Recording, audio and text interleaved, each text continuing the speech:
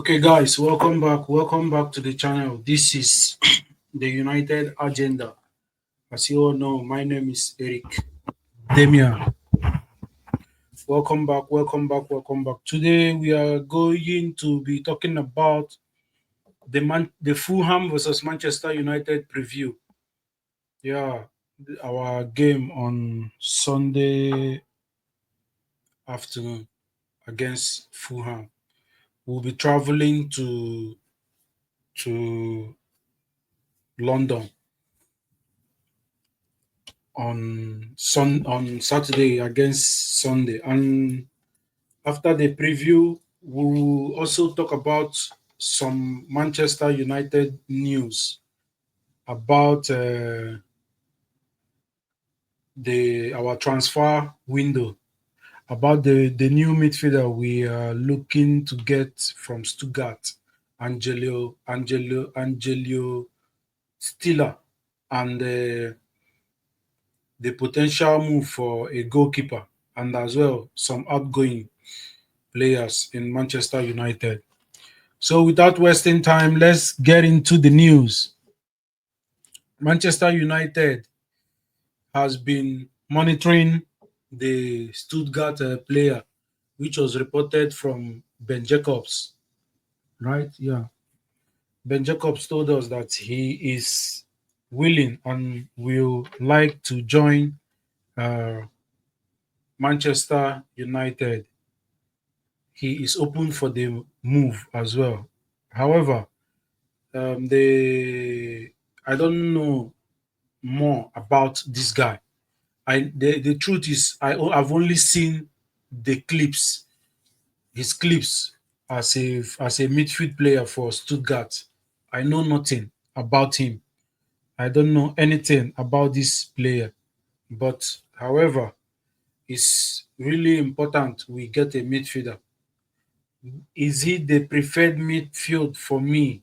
Do I want him in Manchester United? To be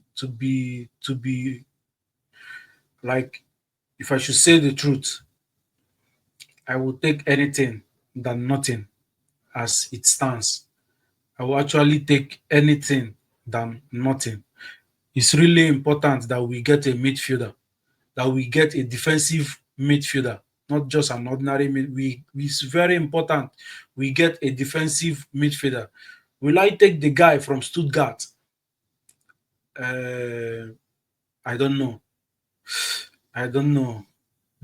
For me, I don't see the guy. I don't see him as a defensive midfielder. But however, I would want a midfielder who could play along with Bruno. We can he cover the grounds in England? Can he accept the pace, the physicality? See, if I'm if I'm trying to say I know anything about this guy, it's a big lie.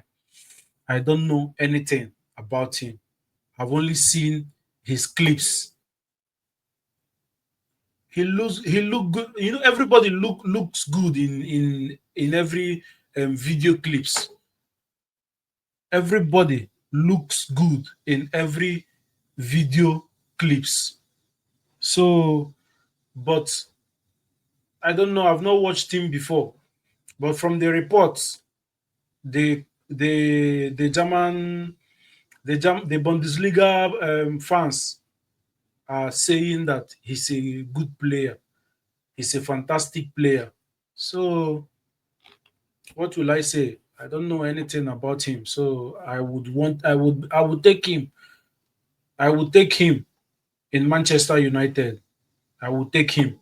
So that is how urgent and how um uh that is how urgent we need a midfield in Manchester United.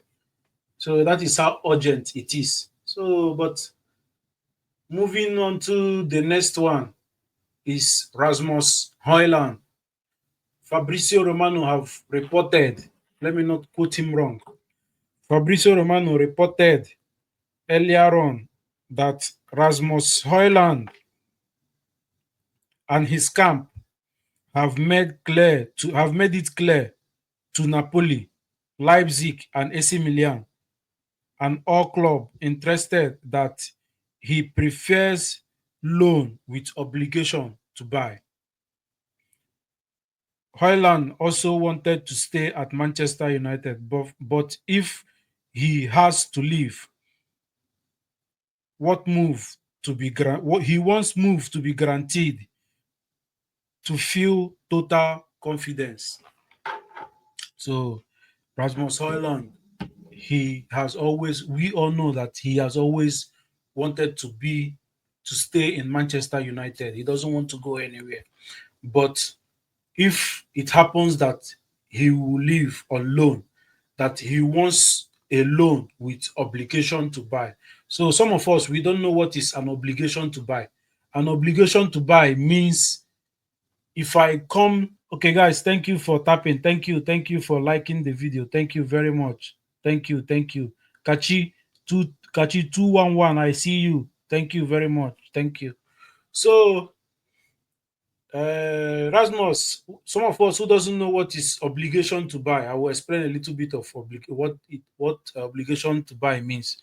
Obligation to buy means, if I come to your, if your club gets me uh, by loan, after my loan spell in your club, whether after my loan spell in your club, whether I played well or wrong or bad, sorry, you have to sign me. That was what Chelsea did with Jadon Sancho.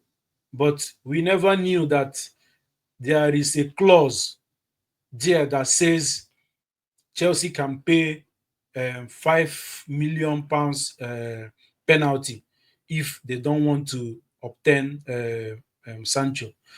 But now Rasmus is being ambitious. He doesn't want to go leave Manchester United, but he would go with only if the club he's going to will sign him.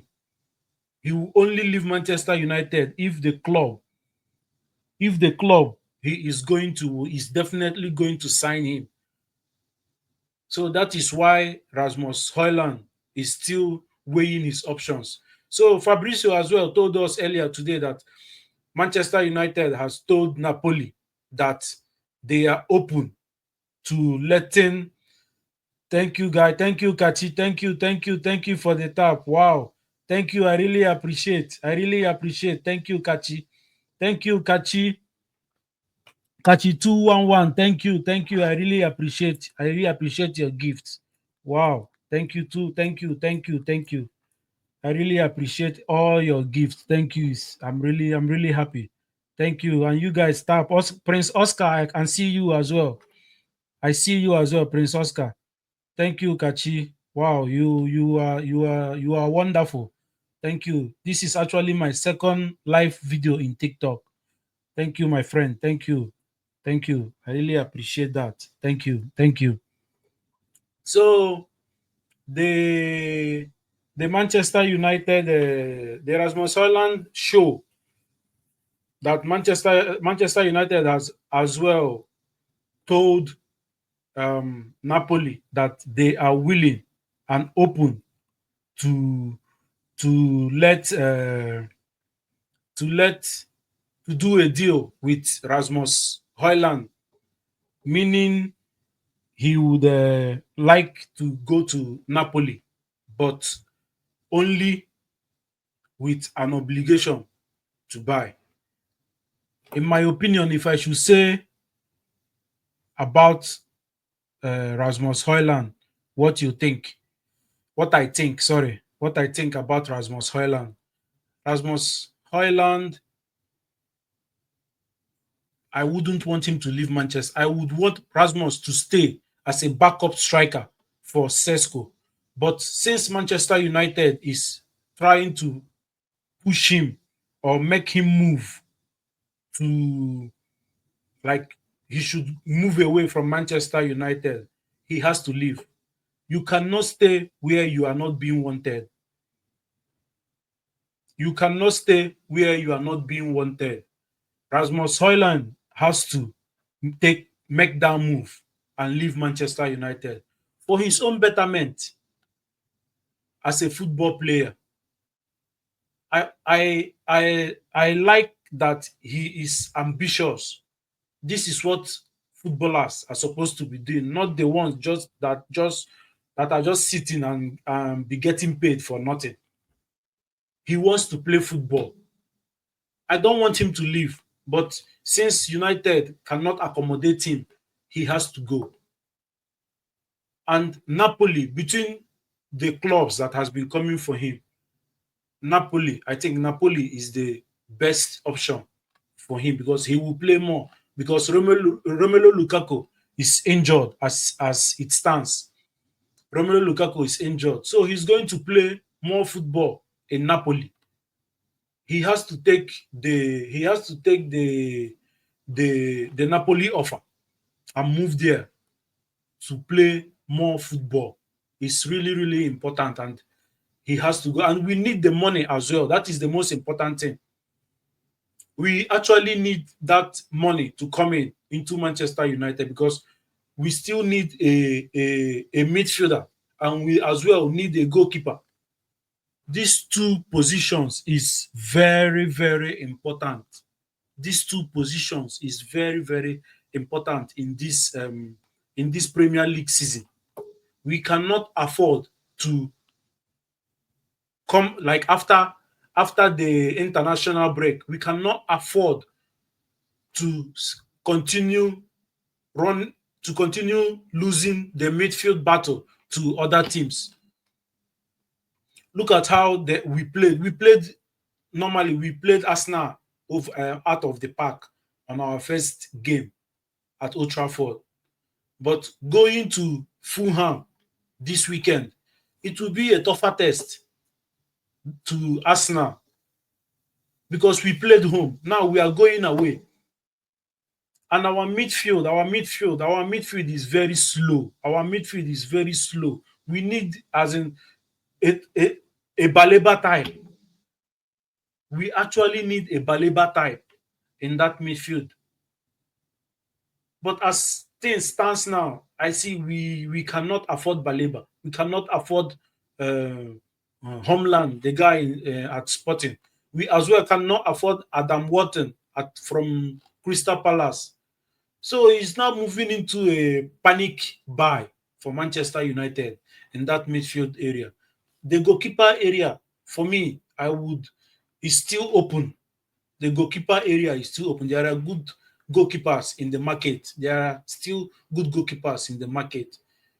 We can lay our hand at anyone, but that midfield is very, very, very important. We have to secure that midfield because games are won and lost from the midfield.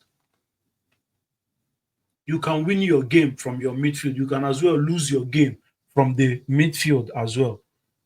So it's really, really important we fight for our position. And remember, we are only playing once a week as a football. It will be a very big shame if we cannot secure a Champions League spot comes next season. Because with this squad, with the current squad now, we are definitely supposed to be getting at least fifth position, even without the midfield and the goalkeeper. Anything can happen. At least fifth position. We have to get that Champions League spot. That Champions League football is the most important thing this season. We are not competing for the league. Any Manchester United fan who thinks we are competing for the league is in dreamland. All we need is that Champions League football. And it's a must that we have to get it. It's a must we have to get it. However, we need a midfielder and a goalkeeper before the transfer window closes. It's just about today is actually 22nd. Sorry, if guys, if you don't know where I'm streaming from, I'm actually streaming from South Korea. So my time and some of our time, some of you guys' time is not the same. So I'm streaming from South Korea, and our time, our date is 22nd. We are on Friday now already. So that is it. So we have only about a week and 1 day or 2 days to the transfer window for the transfer window to close. And we have to actually say, is it possible that we can secure a goalkeeper and and a defensive midfielder within this 1 week of transfer window? How possible is it? Can Manchester United actually make that make that strong movement and secure a defensive midfielder and a goalkeeper? How possible it is? Because we know that in transfer windows, Manchester United is very slow. We are even a snail is faster than Manchester United in terms of buying players and selling players. We are actually very slow. Guys, don't forget to tap on your screen, please. Don't forget to tap. Welcome, guys. Welcome. I can see you, Mom Joy. Welcome to my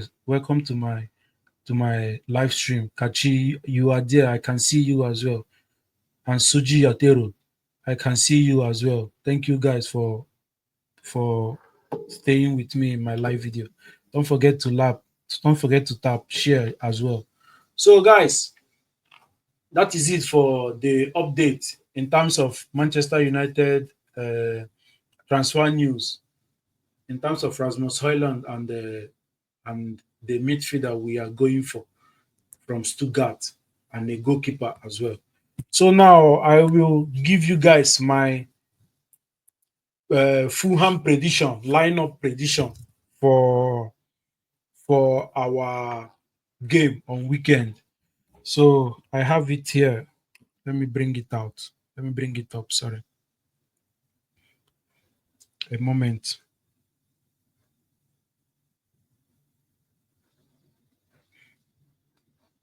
So our last game, first game we played with Arsenal. We played with Arsenal.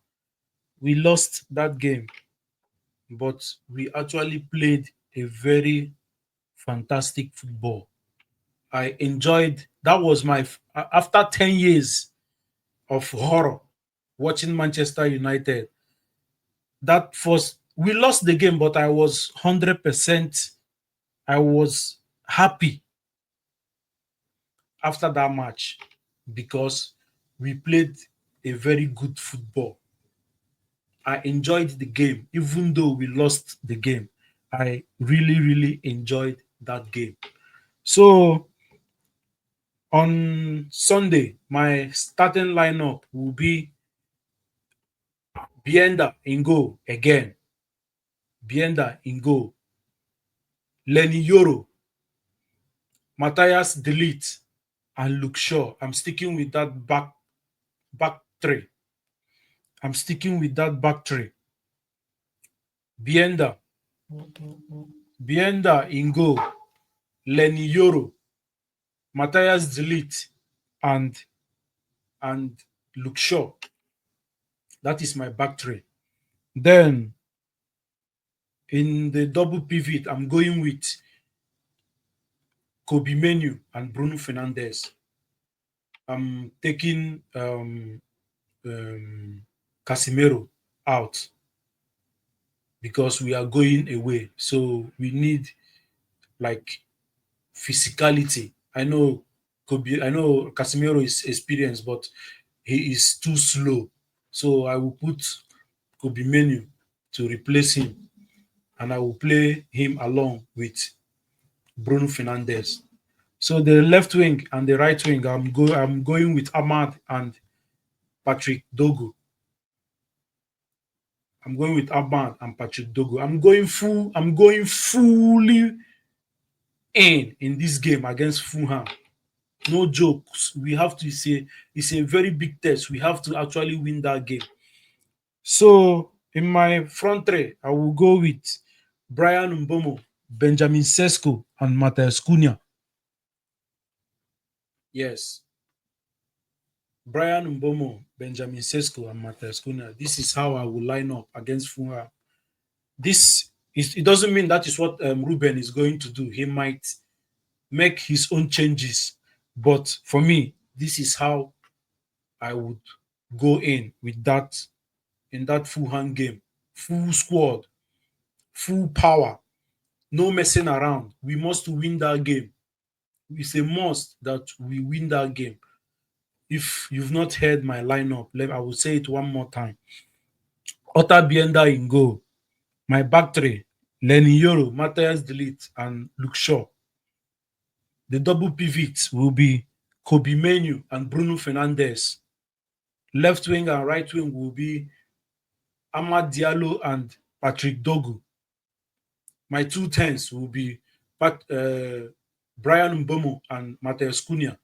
And my striker, Benjamin Sesko. So that is it for the Fulham preview. What do you guys think? What do you think about this game? And my score prediction, my score prediction for this Fulham game is 2-0 to United. Manchester United to Fulham nil. That is how I'm going to predict it. You can as well tell me what you think and your prediction as well. What you think the score will be in the prediction against Fulham and how you would line up as well against Fulham. So, guys, really, it's really, really important we win this game. After playing this one, we will go after playing Fulham, we will play Burnley, then play the FA. Okay, Kachi, I can see you said 2-1 to, is it 2-1 to United or 2-1 to or 2-1 to Fulham? Who are the people who is winning? You have to make it clear because we are going away. If we are home, that means you mean United is gonna win. But if we are away, that means we are losing. We are losing. What? 2-1 against United? What? How? Why? You are no, no, no. I can't accept. No, no, no, no, no, no. I can't accept. No, no, no, no, no, no, no, no, no, no, no, no, no, no. I can't accept a lose. I can't accept a loss in this game. No, no, no, no. Don't say that. Don't say that. Why? How? I know Bruno cannot. I know Bruno can't do it alone. I actually know Bruno can't do it alone. But Fulham is Fulham. With our front three, we can easily beat Fulham 3-0, even at their home. I watched their first game. Was it against who did they play? They scored a 9 minute equalizer in their opening game. So they are not all that good. I know they have players that can hunt us, that can hurt us.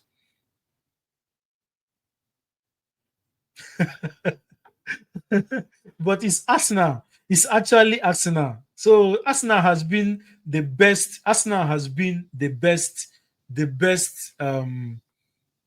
second best football team in England. So it's Arsenal. Arsenal, we are Arsenal like here and we are here as it stands. So they are better than us. Yeah, our pattern of changing players, like changing players. I don't really but Ruben has he's as well trying. Um it depends on the team. It actually depends on the team we are playing.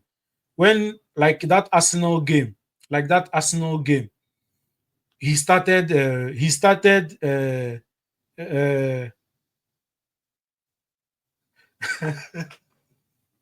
But we actually played very well. We had we as in yeah, I know we were supposed to win that. Everybody was saying it. We were supposed to win that game. We were actually supposed, but it was just like it was like when they say a bad day at the office. It's just like a bad day at the office. Yes, yes, I understand. That is why I'm saying that we need to win this Fulham game. That is why I'm saying we need to win this Fulham. I know, but it's good to play good football as well. It's good to play good football as well. But in the other hand, we need points as well. So that is why I'm hoping that if we can implement, if we can implement what we did, if we can implement what we did against Arsenal to Fulham, we are definitely going to win that Fulham game. If we can play exactly the way we played Arsenal against Fulham, we are going to beat them because Arsenal, look at their defense. Their defense is a very solid defense. It was very hard for us to go through that defense. It was very and the goal they scored was just from the mistake the goalkeeper made. Yeah, the goal they scored. Don't get me wrong. Otta Bienda, he was very good with ball on his feet on that day. Yes, he was very good. As in the pass, his passing, he was on Bienda was actually better than Onana in terms of passing the ball, knocking the ball around. So I enjoyed the way he played in the goal. Apart from that mistake, and the referee and the ref was supposed to protect Otta Bienda as well.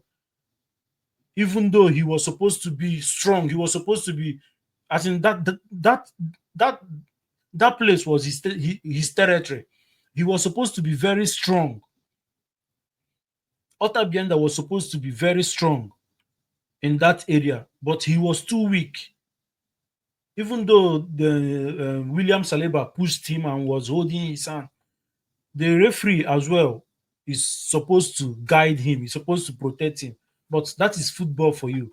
And we as well got a penalty, a clear penalty. But the VAR didn't call for it. So you can see that we had a very good, we played very well. We played a very good football that day. Just that we couldn't score. That is it. That is it. And I don't know if I would say it's hard luck or something like that. But I hope that yes, that is another yes, that one is another interesting thing that you just said. We didn't protest for it. We are so if it was us now, you will see how they will rush the ref. But the whole even the foul, even when the foul happened against Bienda, if it was Arsenal, they will go and protest for it. At the penalty as well, we didn't protest for it. That is the work of the captain.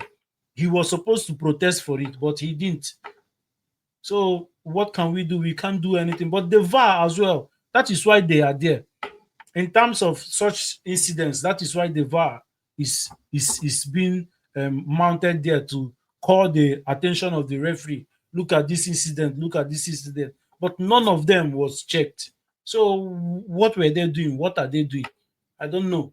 So that is whenever it's Manchester United, everything goes sour. Everything goes the whole football rules turns upside down.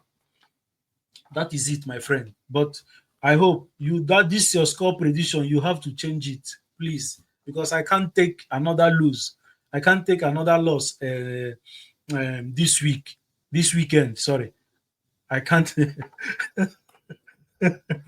I can't take another loss. Another loss this weekend. Because I will get upset whether we play good or we play bad. We are supposed to get that 3 points. It's really really important. We can't go for international break with no points. It's not good now because we're going to play 3 games and that 3 games is 9 points. So at least if we should because our next game after Fulham is Burnley. So fingers crossed, if you win Fulham game and win Burnley game, then we can go for international break. That is 6 points out of 9. It's good before we return. And as we are returning, we are going to play either Chelsea or Man City before we go for the next break again. So, guys, it's really important, my friend Kachi. It's really, really important we get that 3 points against Fulham. You have to change that your score. And I'm really happy that you joined my life and all the gifts you gave to me. I really appreciate. Thank you very much. Thank you. Thank you. So, guys, what do you think? And as well, I always come live whenever I'm doing my my my streaming. I have this is my TikTok account, and I have a YouTube account as well at the United Agenda. It's also in my bio in TikTok as well. You can as well go and subscribe to my channel and also put your comments and your thoughts on what you think about whatever update I'm giving there. And as well, I'm also in other social media handle in Facebook, X, and others. So you can see my go to my bio. You will see all my social media handles there. So thank you for joining my live video. I really appreciate. Thank you. On that note, guys, we will call it a day. Don't forget to tell me how you would line up against Fulham, and don't forget to tell me your score predictions. And as well, don't forget to like, share, and subscribe to my YouTube channel. Thank you, guys. One love. One love, guys.